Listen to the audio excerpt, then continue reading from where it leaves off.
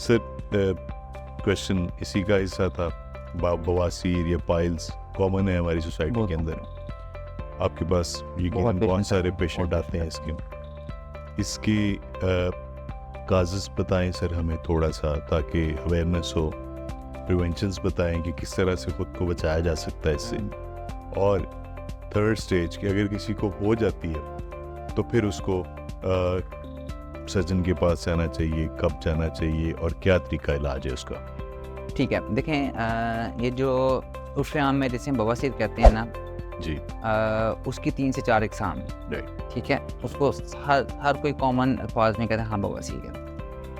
ان سب کی کازز میں سے سب سے جو موسٹ کامن کاز ہے وہ قبض ہے, کانسٹیپیشن. ہماری آج کل کی جو جنریشن ہے اور جو ہماری آج کل کے جو حالات ہیں اس ہماری ڈائٹ کے اندر فائبر نہ ہونے کے برابر ہے. ڈائٹری ہیبٹس بالکل ڈائٹری ہیبٹس, ہم سارا دن بیٹھے رہتے ہیں, ہماری ایکسرسائز کوئی نہیں ہے, پانی پینا ویسے ہی ہم گوارا نہیں کرتے. کھانے کے اندر میدا بہت کامن ہو گیا ہے ہر چیز میں. اللہ تعالیٰ نے ایک تو میدے کے اندر اتنا ٹیسٹ رکھا ہے اور اس کے ہر مزے کی چیز بنتی ہے اس سے, ہاں, اور فائبر اس میں بالکل ہے کوئی نہیں ہے. اس کی وجہ سے کانسٹیپیشن بہت کامن ہو چکی ہے. ان ساری چیزوں کے پیچھے ایک بہت بڑی ریزن جو ہے وہ ہماری کانسٹیپیشن ہے. اسی کی وجہ سے بواسیر ہوتی ہے, اسی کی وجہ سے فشر ہوتا ہے, اسی کی وجہ سے فسچولا ہونے کے چانسز ہوتے ہیں, اسی کی وجہ سے جو ہے وہ جو بڑی آنت کے کینسرز ہیں ان کی تعداد میں بڑا زیادہ ہونے کی ایک بہت بڑی وجہ فائبر نہ ہونا. یعنی بات ہماری خوراک سے اسٹارٹ, ڈائٹری ہیبٹس پہ جا رہی ہے. ریڈ میٹ ایک بہت کامن کاز ہے, بڑا میجر کاز ہے بڑی آنت کے کینسرز کے اندر.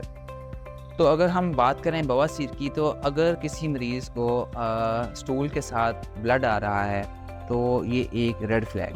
اس کے لیے فوری طور پہ سرجن کے پاس جائیں, کسی دائیں بائیں کسی کے پاس جانے کی ضرورت نہیں ہے, سیدھا جا کے جنرل سرجن کے پاس جا کے وہ چیک کریں.